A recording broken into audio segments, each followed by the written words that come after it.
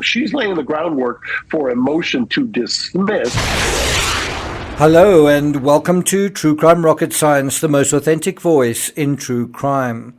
Documents submitted by Brian Kohberger's defense team have argued that, quote, a grand jury was impaneled at a time when the small community of Moscow, Idaho had been exposed to 6 months of intense local, national, and international media coverage.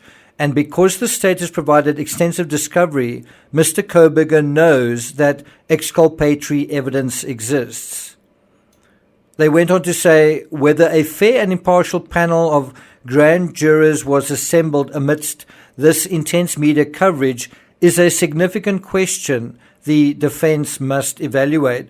In that same clip from that same interview, Ashley Banfield makes the interesting comment. She says, I'm actually sick of the story that media saturation is an issue. This complaint about media saturation, that you can't possibly get a fair grand jury, you can't possibly get a fair trial, all this stuff. You know, I look at OJ, acquitted. Casey Anthony, acquitted. Beretta, Robert Blake, acquitted. And of course, your guy, Michael Jackson, in one of his trials, acquitted. So I'm getting a little tired of hearing that you can't get a fair process just when there's lots of media attention. What do you think? Well, in at least 3 of the cases you just mentioned, you know what the common theme was?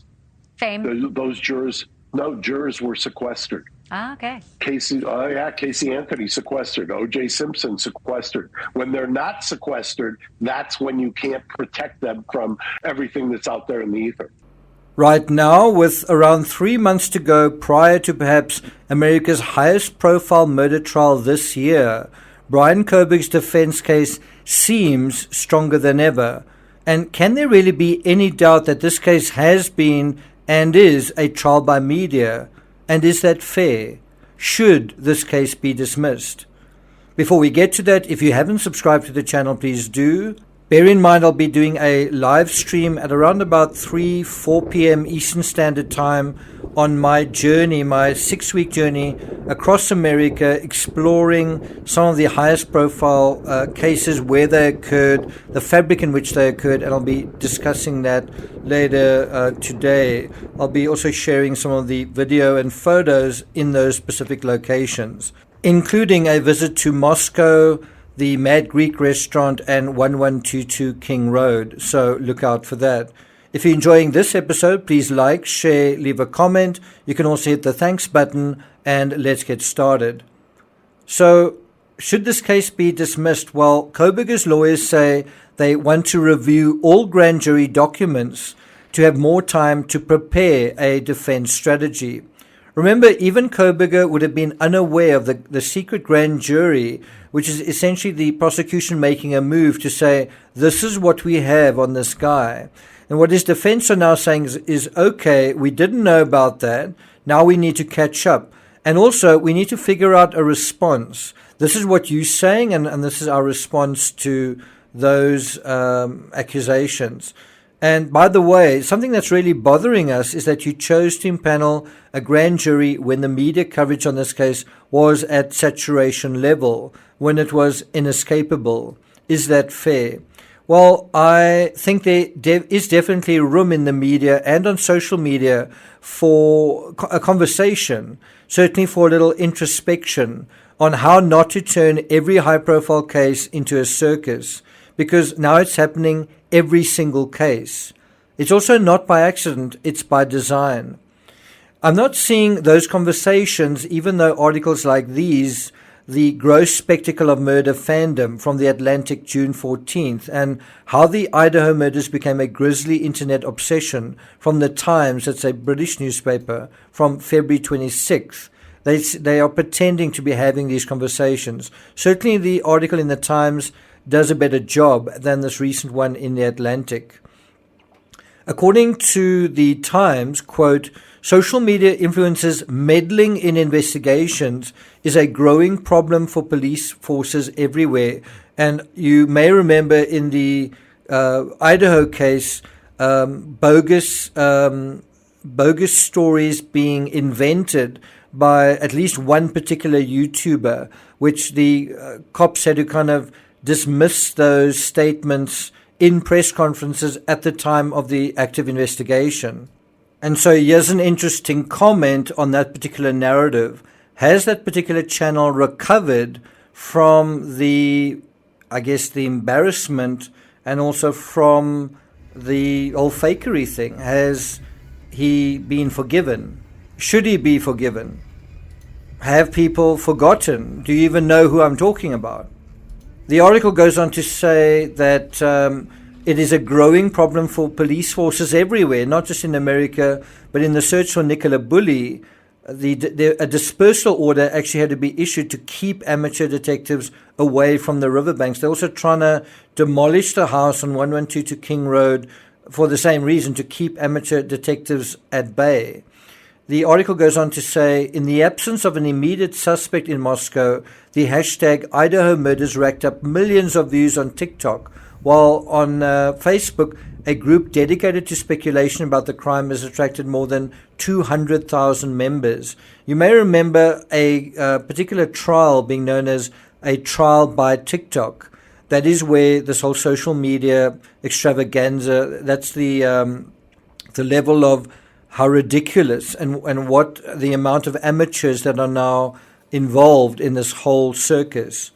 In recent weeks, 2 television networks have aired documentaries about the killings. And again, this is in recent weeks, back in February. This is according to the Times reporting. And they're saying that then the Idaho murders TikTok hashtag already had 1 billion views. That was in February. But as important and necessary as some self-reflection is for the media and social media in true crime, I don't think we should lose sight of the fact that, who is the real criminal in the story? Is it the media? Is it someone in social media up to mischief? And I'm certainly not inclined to be very forgiving of that, but it's not murder. It's not at the level of murder. So I don't think we should lose sight of the fact that a quadruple murder suspect is trying to cobble together a defense, and instead of offering or volunteering an alibi, his defense becomes media scrutiny. It's a great defense if you don't have a defense, right? Anyway, let's first deal with his defense. If someone murdered 4 university students, it wasn't the media. So what's going on?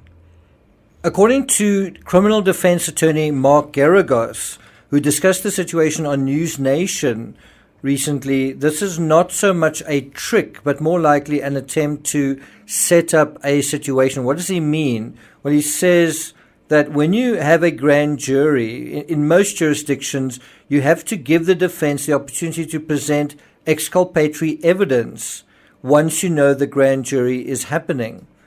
And so he goes on to say that the challenge to exculpatory evidence, and he says, what I think the argument, they're laying the groundwork to the argument, is that we know there's exculpatory evidence. We didn't get a chance to present that.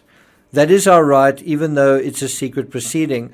I don't really know whether they mean, well, we've got exculpatory evidence, or do you have exculpatory evidence? We'd like to see it.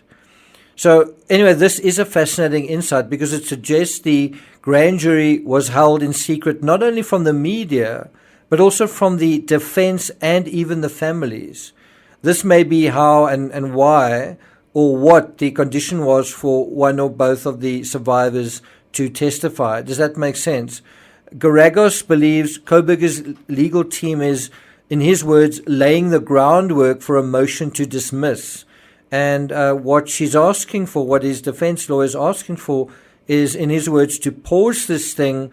We want time to assemble the information so that we can, that was presented to the grand jury and sort of figure out the prosecution's case. Now, before you shake your head, this was Barry Morphew's defense strategy, and you know what? It worked. It's a lot easier to win a difficult case by arguing legal loopholes, protocols, procedures, and technicalities than going head-to-head against the evidence, especially if you're lacking a silly little detail like an alibi.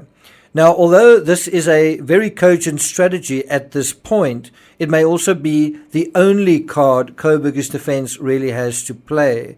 So essentially what they're asking for is a timeout in terms of the legal timeline. It's kind of an interesting davo, if you ask me, to accuse the prosecution of cynically impaneling a grand jury when the media hype was at its maximum. In other words, during a specific time, when the reverse argument is, really, after 7 or 8 months, you still don't have an alibi ready? You still haven't even decided whether you want to plead guilty or not, and you want to argue about timing and time, wasting time.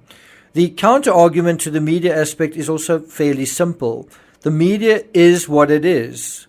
It is getting, in some ways, worse every successive high-profile case we deal with. And it has become monstrous, sensational, misleading, and a very real threat to the Sixth Amendment, a defendant's right to a fair trial. And I do think the only way you're going to get a fair trial, for example, in this case, is if you sequester a jury, or if you move the trial, for example, to Boise. And I personally think that's what they need to do. The court has taken extraordinary measures to protect that right, hence the gag order. And I think barring cameras from the court will be additional reinforcement to the notion that the trial needs to be inside the court, not outside of it, and that the court is trying its best to make sure that it is a fair trial. I do think the gag order has aided media suppression. And I also think 6 months after the murders, the media and social media was actually starting to run out of steam and momentum. Let's not forget, during April and May, the true crime community moved their circus onto 2 other trials, Letitia Stout and Laurie Vallow. It was in May, when no one was really watching. That was when Kohberger was indicted by the grand jury for the University of Idaho murders. May was also the month when Kohberger's parents were called to testify in a separate grand jury case in Pennsylvania. If one had to do a study of it, I think you'd find the media noise had dropped in May, rather than, as the defense team claim, that the public had been exposed to 6 months of consistently, and by the way, that's my word, consistently intense media bombardment. In terms of that other conversation I mentioned, I'll be talking about my journey through and across America's true crime fabric later today in my TCRS in America overview. Don't miss it.